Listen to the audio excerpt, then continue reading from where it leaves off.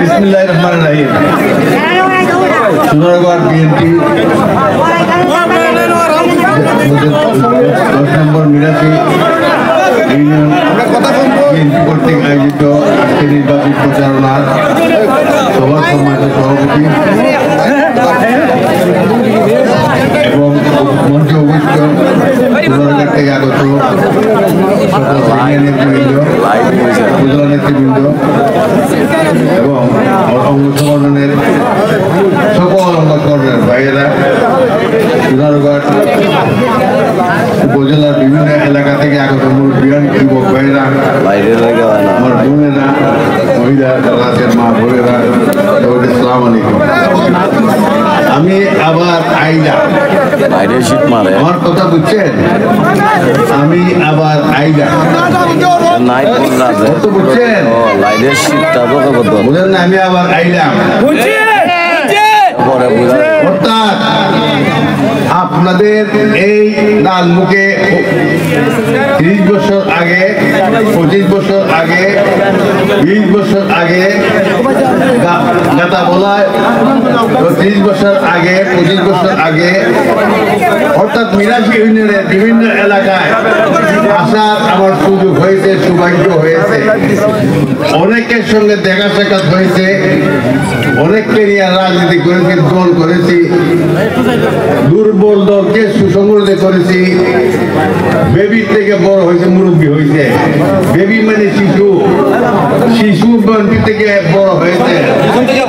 মঞ্চ ভবিষ্যৎ আজকে যারা সিনিয়র নেতৃবৃন্দ আছেন, বেশিরভাগ যারা আছেন, আমার যখন বিএনপিতে প্রথম আসছি, আমার ডাইনে যে মুজাম্মেল সহ আজকের সেক্রেটারি সাহেব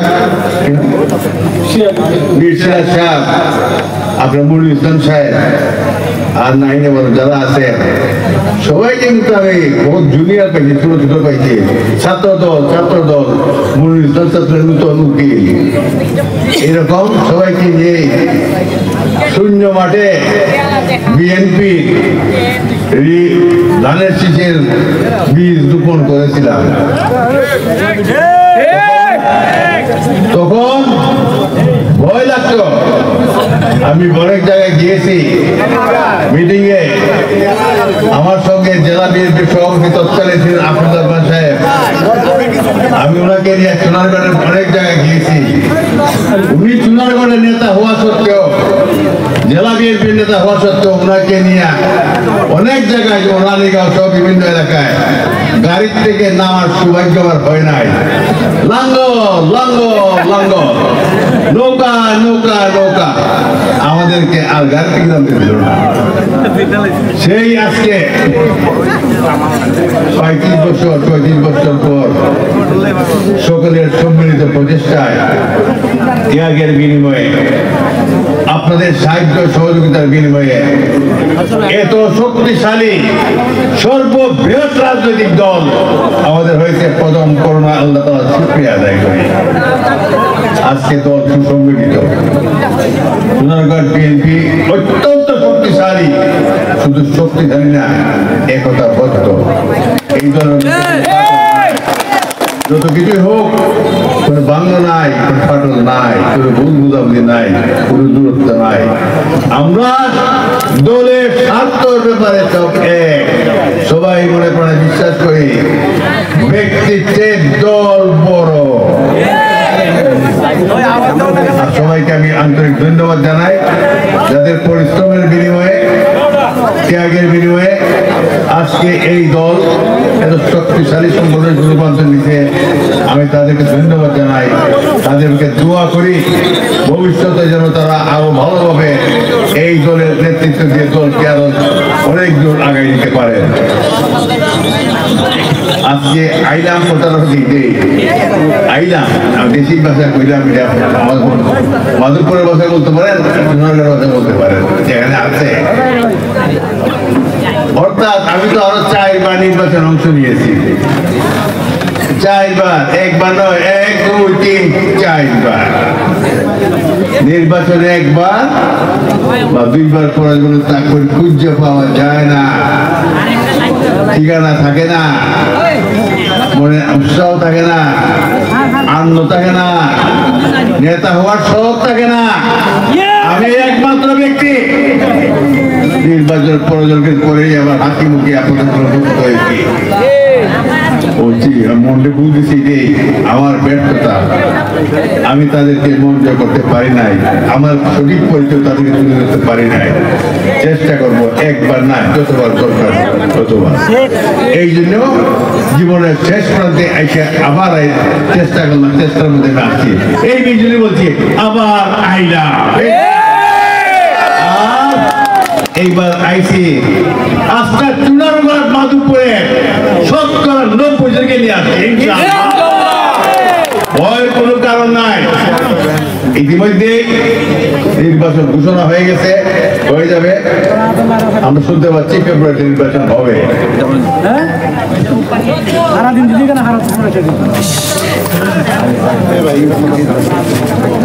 আমরা মনে করি তাই আমাদের দল বিএনপি ইতিমধ্যে মনোনয়ন দিয়েছেন 237টি আসনে, এর মধ্যে চুনারগড় মাধবপুর অন্তর্ভুক্ত। আমার পূর্ববর্তী বক্তা বলে গেছেন যে আমাকে মনোনয়ন দেওয়া হয়েছে। আমিও বলি তারেক রহমান সাহেব এবং কেন্দ্রীয় নেতৃবৃন্দ স্ট্যান্ডিং কমিটি আমাকে আগামী সংসদ নির্বাচনে অংশ নেওয়ার জন্য বিএনপির মনোনীত প্রার্থী হিসেবে আপনাদেরকে উপহার দিয়েছে। আমি প্রথমে আপনাদের পক্ষ হইতে, নিজের পক্ষ হইতে জানাই সালাম, ধন্যবাদ, কৃতজ্ঞতা, মুবারকবাদ তারেক রহমান সাহেবকে, বেগম খালেদা জিয়াকে। ওনার পরামর্শে সব কিছু হয়েছে। আপনারা কেউ উপহার দিয়েছেন বিএনপির জন্মলগ্ন থেকে, অর্থাৎ যখন থেকে বেগম খালেদা জিয়া নেতৃত্বে বিএনপি নির্বাচনে অংশ নিয়েছে, তখন থেকে যতগুলো নির্বাচন হয়েছে একবার শুধু জুটকে দেওয়া হয়েছিল। জুট মানে পার্টনার, শরিক দল একজনকে দেওয়া হয়েছে। আর না হলে গত 4টা নির্বাচন হয়েছে, 3টা হয় নাই, এই 3টা-4টাতে আমরা দেওয়া হয়েছে। আর শেষবার খালেদা ম্যাডাম শেষ, আমারও শেষ, আমার এটি দিয়েছেন আপনাদের। অর্থাৎ এটি প্রমাণ করে ওনাদের আমার উপর আস্থা আছে, বিশ্বাস আছে। একটি মাত্র কারণ আমার মধ্যে সততা আছে। আমি কোথায় কাজে মিল রাখি, আমি লোভ নাই, লালসা নাই, আমি ধোঁকাবাজি করি না, জনগণের সম্পদের কোনো লোভ নাই, লালসা নাই, আত্মসাৎ করি নাই। 100 কোটি টাকা উন্নয়ন করেছিলাম সোনারগড় মাধবপুরে। এমন কোন ব্যক্তি নাই, এমন কোন সরকার নাই ফয়সাল সাহেব 5 টাকা আত্মসাৎ করতে প্রমাণ করত। আওয়ামী সরকার যে জালিম সরকার হয়তো বহুত আগের দুর্নীতির মামলায় আমাকে জেলে ঢুকেছে পারে না। আমার ভাইকে মিথ্যা মামলায় ষড়যন্ত্র করে ওনাকে জেলে দিয়েছে, দুর্নীতির মামলায় না, ওনাকে ষড়যন্ত্র মামলা, মিথ্যা মামলায় ওনাকে জেলে দিয়েছে। যাই হোক, ওনার কন্ডিশন যেটা কপাল যেটা ছিল সেটা হয়েছে। এই ষড়যন্ত্র মামলা শিকার হয়ে জেলে মৃত্যুবরণ করতে হয়েছে। অত্যন্ত দুঃখের বিষয়।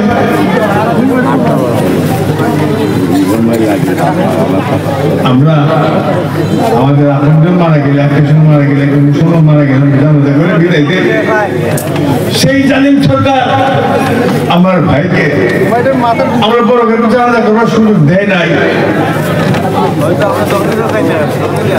সহ্য করেছি, ধৈর্য ধরেছি, সবুর করেছি আল্লাহর কাছে। হে আল্লাহ, তুমি বিচারের মালিক, একদিন বিচার হবে সবারই, বিচারকেরও বিচার হবে, সে করবে। এই আল্লাহ তাআলা ইনশাআল্লাহ সবুর করেছিলাম, ধৈর্য ধরেছিলাম।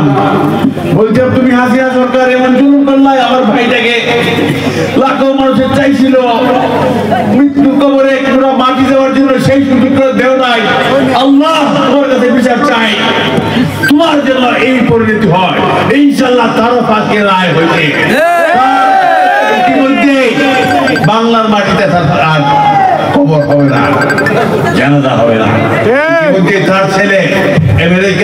মোদী সাহেব ভারতের প্রধানমন্ত্রীকে বলে দিয়েছে আমার মাকে জীবিত অবস্থায় সেই দেশে বাংলাদেশে পাঠাবেন না, আমার মা যদি মরে যায় লাশটুকু পাঠাবেন না, তাহলে তুমি হাসিনা বিচার তোমরা পেয়ে গেলাম, এই বাংলার মাটিতে তোমার জানা যাবে না, দাফন হবে না। আমার ভাই উপজেলা চেয়ারম্যান এর রাতের উপস্থিত একবার নয় দুইবার নয় চারবার উপজেলা নির্বাচন চেয়ারম্যান আওয়ামী লীগের নৌকার বিরুদ্ধে যুদ্ধ করে ওনার মধ্যে সত্য আছে, যোগ্যতা আছে, কর্মক্ষমতা আছে, মানুষকে ভালোবাসতে জানেন, এলাকার উন্নয়ন কিভাবে করতে হয় জানেন, সে বিশ্বাস আছে, আস্থা আছে। ওনার বিরুদ্ধে রাষ্ট্রপতি মামলা একটি নয় দুইটি নয় 10টি মামলা, রাষ্ট্রপতি মামলা একটি মামলা কিসের অপরাধ উনি করেছিলেন শহীদ প্রেসিডেন্ট জিয়া রহমান স্বাধীনতার ঘোষকবাদ অপরাধ। জুলুমের শিকার কেউ না হয়, আমার পরিবার থেকে জুলুমের শিকার কেউ ব্যক্তি হয় না এ বলে এই জুলুম। আর আমার উপরে কত নিষেধাজ্ঞা ছিল বলে লাভ নাই, ব্যবসা বাণিজ্য প্রায় ধ্বংস করে দিয়েছিল। যাই হোক, আমার বাড়িতেও একবার নয় কয়েকবার বোমা নিক্ষেপ, নয়াপাড়ার বাড়িতে কয়েকবার বোমা নিক্ষেপ করছে রাতের অন্ধকারে, যাতে আমি বাড়িতে না থাকতে পারি। আমার বাবা নয় কলেজ করে দিলাম, আমার ছেলে লেখাপড়া করলেন না, গরিব অসহায় যারা বিদেশ লেখাপড়া তাদের জন্য কলেজ করছি, স্কুল করছি, মাদ্রাসা করছি, মক্তব করছি, জিমখানা করছি, সবই করছি। কলেজের নাম হাইজ্যাক করে নিয়ে গেল, সবর করলাম, ধৈর্য ধরলাম, আল্লাহর বিচার আছে দুনিয়াতে দেখাই গেল। বিনা পরিশ্রমে বিনা তদবিরে আবার এই নাম ফিরে আসলো। আর জুলুম অত্যাচার গেছে 14 বছর, আমি নীরব ছিলাম। অনেকে অনেক কিছু করছে, আমি কিছু করি নাই। অনেকে জানে, অনেকে জানে না, আর কিছু না। আমার এলাকার আমার দলের নেতা কর্মী যারা জেলে গেছিল তাদের উকালতির টাকা দিছে কে? গাড়ি ভাড়া দিছে কে? টাকা হোটেলে থাকার খরচ দিছে কে? তারা পরিবার ক্ষতিগ্রস্ত হয়েছিল, এই পরিবার ক্ষতিগ্রস্তকে লালন পালন করছে কার টাকা দিয়ে? তাহলে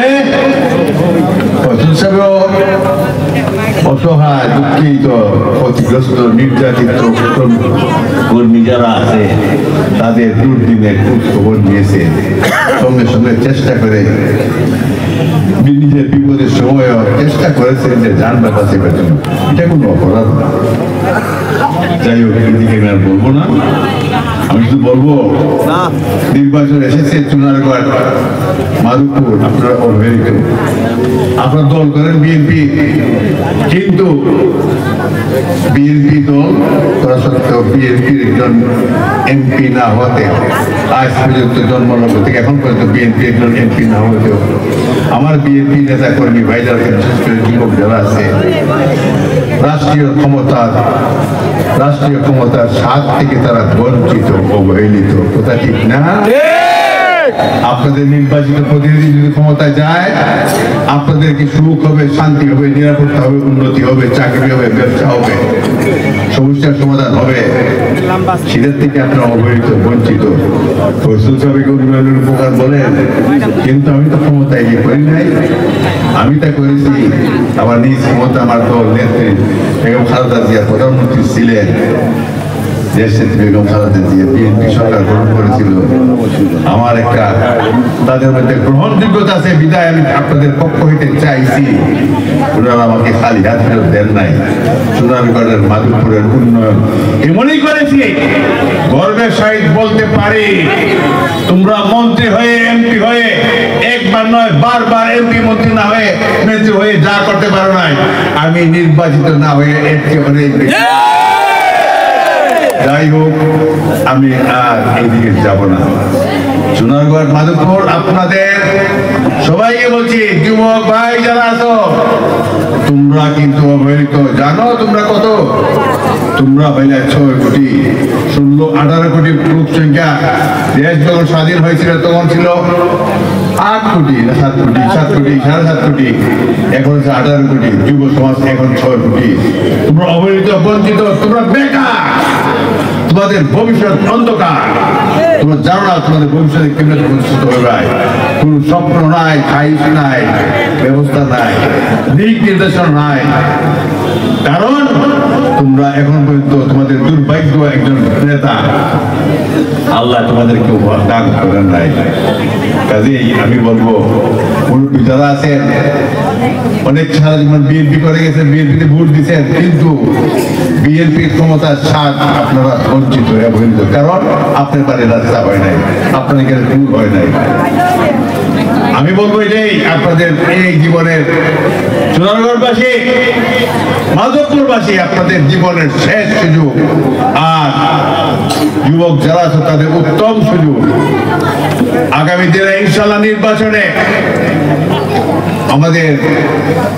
আমাদের তারুণ্যের প্রতি জনাব তারেক রহমান সাহেব ইনশাল্লাহ দেশের প্রধানমন্ত্রী হবে। তারেক রহমান সাহেব কে?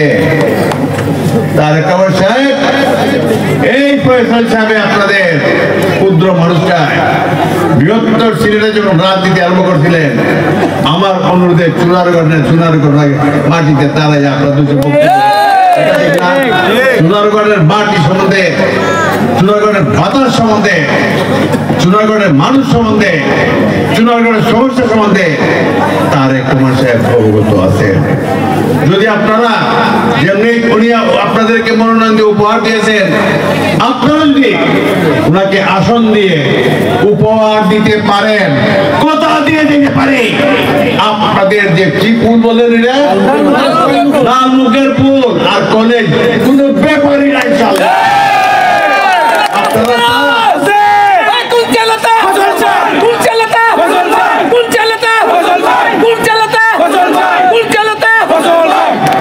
আপনারা চাঁদপুর আওয়াজ করবে না,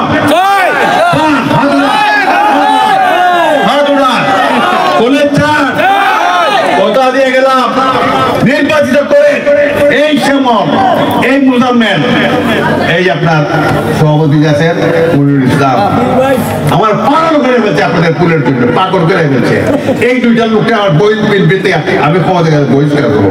পর্যন্ত আছে ফুলের লেগে, ফুলের লেগে পর্যন্ত আছে বিনা লোকের বহিষ্কার করবো। না না, বই ঘাবড়াই না, ঘাবড়াই না।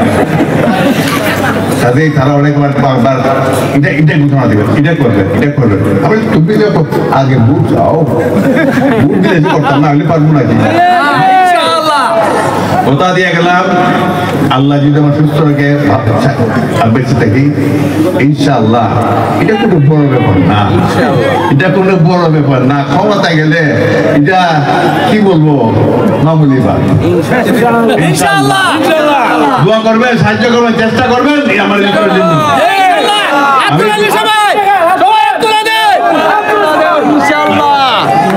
কি ভুলের লেখা ধরলেন না, ভুলের লেখা ধরলেন,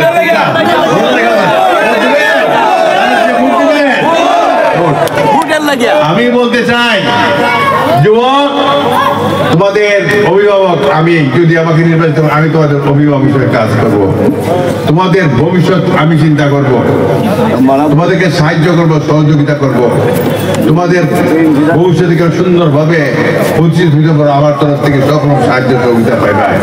আমি উল্লেখ নাই করলাম, প্রয়োজনে আমার ছেলে দুজন আছেন, আজকে একজন আছেন হংকং, আরেকজন আছেন ওই সংযুক্ত আমিরাত দুবাই এম্বাসেডার সঙ্গে ওনার মিটিং, এই জন্য উনি আসতে পারেন। ওনার আসার খুব ইচ্ছা ছিল, উনি বলছে আমি আরেকবার আসবো। কারণ প্রফেসর মুজাম্মেল আর শ্যামলে যেভাবে যন্ত্রণা করছে, আবার না আসে মিটিং করে কাজেই উনি আসবেন। যুবক তোমাদের সম্বন্ধে ওনার সঙ্গে মিটিং করে করো, অবশ্যই তোমাদেরকে কাজে লাগবে, কর্মসংস্থান সৃষ্টি করবেন, বেকারত্ব দূর করবেন, অভিভাবক বেকারত্বের অভিশাপ থেকে মুক্তি পাওয়া আমাদের নৈতিক দায়িত্ব কর্তব্য। আমি তোমাদের অভিভাবকের কথা দিয়ে যাই, তোমরা আমাকে নির্বাচিত, তোমরা আমাদের পরিবারের সদস্য হইবে। তোমাদের সুখ দুঃখ সাথী উন্নতি, তোমাদের সমস্যা, তোমাদের বেকারত্ব দূর করা আমার পবিত্র দায়িত্ব হবে ইনশাআল্লাহ। বসেন, নামাজ পড়তে দিয়েছে, বসে যাই তাহলে আবার কখন আসবে নির্বাচন একটা নাও আসতে পারে সবার অভাবে সুযোগ দিচ্ছেন। যদি একটা কথা বলি, হিন্দু ভাই আছেন আপনাদের এখানে, হিন্দুরা আছে? হিন্দু ভাই আপনারা দেখেন, একটা কথা সত্য কথা বলি, সবাই একটা নীতি আদর্শ নিয়ে চলে। এখান থেকে বিএনপি যারা আছেন এখানে, আমার এখানে বসা অনেক জুলুম অত্যাচার নির্যাতনের শিকার হয়েছেন, জেল জুলুমের শিকার হয়েছেন, পুলিশের পিঠা খাইছেন, দাওয়া খাইছেন, অনেক কিছু হয়েছেন। আর শীতের সময়, এরকম শীতের সময় অনেকে পলায়ন করে বন্ধের মধ্যে ঘুমাইছেন, মেয়েরাম ইয়ে দিয়ে না খেয়ে দিয়া খেয়ে দিয়ে বিশ্বাস পাইছেন, ভাঙবো ভাঙবো ভাঙবো। আপনারা যারা একজনের বিরোধী আছে, আদর্শ আছে, আমি কোনো শেষ করেছিলাম, ওনারা চা বাগান বলেন আর ওনারা বলেন এরা একটা নীতিতে বিশ্বাস ছিলেন, স্বাধীনতা আছে সবারই, রাজনীতি করার অধিকার আছে, স্বাধীনতা আছে, সঙ্গে সঙ্গে স্বাধীন মতে মত প্রকাশের স্বাধীনতা আছে। তারা যদি অন্য দলে বিশ্বাসী হন, অন্য দলের আদর্শ বিশ্বাসী হন, আমি দুঃখী হওয়ার কোনো কারণ নাই, বাধা দেওয়ার অধিকার নাই, ওনারা করছেন। কিন্তু হিন্দু ভাইদের উদ্দেশ্যে বলি, আপনারা কিছু পান নাই, আপনারা নির্যাতনের শিকার হয়েছে, আপনারা অবহেলিত হয়েছে, আপনাদেরকে মাইছে হিন্দুই বলছে, মাইনরিটি বলছে, আপনারা ন্যায় বিচার ইনসাফ থেকে বঞ্চিত, আপনাদের সম্পদ অনেকে দখল করছে কারা? যারা আপনারা নেতা বানাইছিলেন, অভিভাবক করছেন তারাই। আমরা তো চিরকাল বিরোধী দল, আমরা তো দুর্বল, যান বাঁচেন আমাদের খরচ, আমরা কিভাবে আপনাদের জুলুম করতে পারি? জুলুম না করি জেলে যাই, আর আপনাদের জুলুম করলে তো মেরেই বেঁধে গুলি করে। আমি আপনাদেরকে আশ্বাস দিই, চা বাগানে আমাদের হিন্দু ভাইদেরকে, হিন্দু সম্প্রদায়, সনাতন ধর্মাবলম্বী যারা আছেন, আপনারা ধর্ম আপনারা পালন করবেন, যার যার ধর্ম তার কাছে। ধর্মের স্বাধীনতা সবার, রাষ্ট্র ধর্মের স্বাধীনতা যার যার, রাষ্ট্র সবার। সেই মানসিকতা নেয়া আপনাদের আপদে বিপদে প্রয়োজনে যখন যেভাবে দরকার, আমরা আপনাদের অভিভাবক নয়, আপনাদের পাড়াদার হিসাবে, আপনাদের ভাই হিসাবে আপনাদের পাশে থাকবো, সাহায্য কৌশল দিতে পারি। তার একটা হিসাবে নির্দেশ আছে। এই জন্য বিগত পূজার মধ্যে আমরা যারা আছিলাম, কেউ ঘরে বসে থাকি নাই, প্রত্যেকটা পূজা মণ্ডল পরিদর্শন করেছি, এবং যেভাবে সুন্দর শৃঙ্খলা সহিত আপনারা পূজা উদযাপন করছেন, আমার মনে হয় বাংলাদেশ স্বাধীন হওয়ার পরে এত সুন্দর উদযাপন করার পূজা উদযাপন নদীবিহীন। কালকে যেমন চুনারঘাটে ঐতিহাসিক এক ইয়ে করলেন, সমাবেশ মিছিল, এমনি এইবার যে পূজা হয়েছে চুনারঘাট মাধবপুরে তথা সারা দেশে ঐতিহাসিক নজিরবিহীন। আপনারা এর চেয়ে বেশি নিরাপত্তা পাবেন। আপনাদেরকে দূর করে ট্যাক্স করতে, কেউ আপনার চাঁদাবাজি করতে পারবেন, নিশ্চয় দিতে পারি। চা বাগানের সমস্যা আছে, যেহেতু চা বাগানের প্রতিনিধি কেউ নাই, ইতিমধ্যে চা বাগানে বলেছি, আবার যাবো চা বাগানে বলবো, তাদের সমস্যা আমার সমস্যা। আমি সবাই প্রতিনিধি চাই, গরিব দুঃখী, হিন্দু মুসলমান বুদ্ধ খ্রিস্টান, চা বাগান শ্রমিক সবের প্রতিনিধি চাই, সবের কাজে কাজে সব সাহায্য করতে চাই, সবের বিপদ মুক্ত করতে চাই, সবের পারাদার হিসেবে কাজ করতে চাই। সুযোগ দেন। আমি বলবো এটাই বেশি লম্বা করে লাভ নাই, এলাকার উন্নয়ন চান না, একটা পুলিশ যথেষ্ট, একটা পুলিশ যথেষ্ট। আমি বলি আমার স্বপ্ন সুন্দরগড় মাধবপুরকে মডার্ন আধুনিক উপজেলা শহর করবো আপনার দেশ তাহলে করতে পারবো, সুযোগ দিলে করতে পারবো। আমি যা বলি আল্লাহ আমাকে সাহায্য করেন, গর্ব করে বলি না আমি এটা করি, আল্লাহ আমাকে সাহায্য করেন। এই জন্য বললাম আমার স্বপ্ন চুনারগড় মাধবপুর যারা অবহেলিত জনগণ আছেন, এইসব এলাকা অবহেলিত এলাকা আছেন, উন্নয়নের মাধ্যমে মানুষের ভাগ্যের পরিবর্তন, সুখ শান্তি নিরাপত্তা উন্নতি, দিকে দিকে কর্মসংস্থান সৃষ্টি করা, দেখা তৈরি করা, জুলুম অত্যাচার নির্যাতন মানুষের রেহাই দেওয়া, চাঁদাবাজি থেকে রেহাই দিয়ে একটা সুন্দর মাধবপুর, সুন্দর চুনারগড় আপনাদেরকে জীবিত অবস্থায় উপহার দিয়ে দিতে চায়।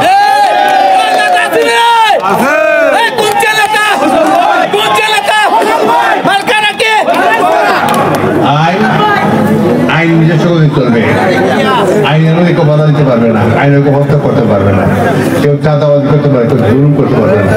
ফয়সাল সাহেবকে এমপি বানাইলে জুলুম, অত্যাচার, নির্যাতন, চাঁদাবাজি আইনে কেউ হত্যা করতে পারবে না। ওসি সাহেব আর টিএনও সাহেব আর ডিসি সাহেব এসপি সাহেবের হাত পেরে যা খুশি করবেন তা হবে না, আইনে যা বলে তাই হবে। আইনের ঊর্ধ্বে কেউ না, আইন অন্ধ, ব্লাইন্ড, অন্ধকরণ চলে। কাজেই আচ্ছা নাকি আইনে মাফ করছে? তাহলে হুঁশিয়ার হয়ে যান, সাবধান হয়ে যান। যারা মনে করেন বাইক মানুষের জনগণের, অবৈধ জনগণের বাইক কিনে সিনেমিনি করবেন, আপনাদের দিন প্রায় শেষ ইনশাল্লাহ। তারা কর্মচারী তেন্তন সরকার গঠন হলে আপনাদের দেশের নয়, আপনাদের বাইকের পরিবর্তন হবে, দেশ উন্নত করবে। যাই হোক, আজানগুলো পড়ে গেছে কয়েকটা। আপনারা আর কি চাইছেন আমার কাছে চান না। আর আমি কি বলবো আমি জানি না, জানি আপনার সমস্যায় জর্জরিত। সমস্যার সমাধান চান না, উন্নয়ন চান তো? কেউ তো কেউ 500-1000 টাকা লাগে আসেন নাই, আসছেন এলাকার স্বার্থে, ঠিক না? এলাকার সমস্যা চিহ্নিত করে সমাধানের মাধ্যমে। আমার শেষ কথা একটাই, জীবনের শেষ আল্লাহ তোমাকে বাঁচিয়ে রাখছেন, এটাই আপনাদের দোয়ায় আপনাদের সমস্যা সমাধানের জন্য। ইনশাআল্লাহ আমি চাই, আমি অনেকে বলে আমার বয়স বেশি হয়ে গেছে, কার বাপের বয়স বেশি না, কার চাচার বয়স বেশি না বলেন। বয়স বেশি হওয়া কি অপরাধ? মহাত্মা গান্ধীর নাম শুনছেন? ভারতবর্ষের এত বড় নেতা ছিলেন, ওনার বয়স হয়েছিল। একে ফজলুল সাহেবের নাম শুনছেন? উনিও বয়স হয়ে রাজনীতি করছেন। আর আমাদের যে এখন সরকার প্রধান ডক্টর ইউনূস, উনি আমার প্রফেসর ইউনিভার্সিটির শিক্ষক ছিলেন, আমি ওনার ছাত্র। উনি বলুন আমি বলবো, আমি আপনাদের সেবক হিসাবে, আপনাদের খাদিম হিসাবে বাঁচতে চাই। আমি আপনাদের খেদমত রাখার সুযোগ না পেলে বাঁচব। খেদমত করার সুযোগ পাই, আপনাদের যদি উন্নয়ন করতে পারি, আপনাদের সেবা করতে পারি, আমার হয়তো হায়াত আরো অনেক বেড়ে যাবে। আমি বাঁচতে চাই, আপনাদের দোয়া চাই, বেরোনোর মধ্যে আমাকে দোয়া করেন। কথা দিয়ে গেলাম নিঃস্বার্থভাবে আপনাদের যেসব সমস্যা আছে একে একে চিহ্নিত করে অগ্রাধিকার ভিত্তিতে সমাধান করবো ইনশাআল্লাহ। বেকার যারা আছো যুবক ভাইরা, কথা দিয়ে গেলাম, ছেলেকে পাঠাবো, কথা বললো, যারা বেকার আছো ইনশাআল্লাহ ইতিমধ্যে তাদের কিছু সংখ্যক লোকের বেকার সুযোগ করবার আমি পদক্ষেপ নেব। বাকিরা সুযোগ পাইলে বারবার বলে চুরারঘাটে একটা ইন্ডাস্ট্রিয়াল এরিয়া, অর্থাৎ শিল্পনগর করার জন্য সেটার অনেক কিছু লাগে। শিল্পনগর করলে অনেক কিছু লাগে, ঘর বানালে হয় না। সেটাও আমি যাচাই বাছাই করে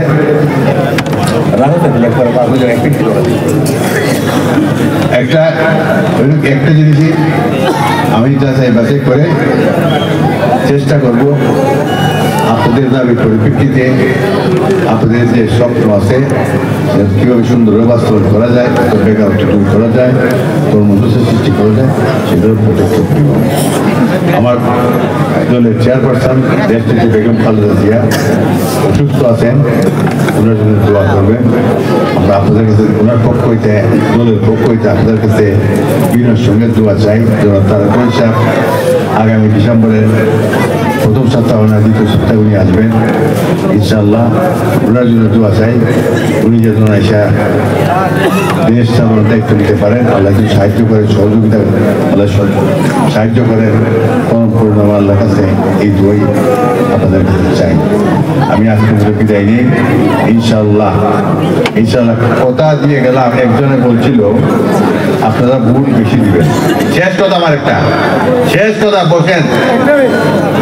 আপনারা বলছিলেন বেশি ভোট দিবেন, আপনারা তো 10 ওগুলো নিচে, তবে কোনো মতে সৈন্যরা যদি মিশাই পেতে পারেন 10টায় 1 আর সৈন্য 10 না, সৈন্যরা যদি রাবার দিয়ে গোসায় উড়াই ফেলতে পারতেন 1 নম্বর হয়ে যাবে। আর সেটার পথটা কি, এটার একটা পথ আছে, সবচেয়ে বেশি ভোট যেভাবে মুখে বলছেন কাজে যদি পরিণত করেন, অর্থাৎ 11টা 10টা ইউনিয়ন একটা পৌরসভার মধ্যে সবচেয়ে বেশি ভোট দিতে হইলে সৈন্যরা অটোমেটিক বুঝতে দিব এবং আপনাদের কথার কাজে মিল থাকবে। আমি আপনাদেরকে পুরস্কার কি দিব জানেন? প্রথম বলছিল যে আপনাদের ইউনিয়নে মালা নেওয়ার জন্য, মালা নিয়ে না, প্রথম আপনাদের ইউনিয়নে ফুল নিয়ে আর কলেজ নিয়ে আসবো। ধন্যবাদ, ভালো থাকেন। আসসালামু আলাইকুম। সবাই ভালো থাকেন। আল্লাহ হাফেজ।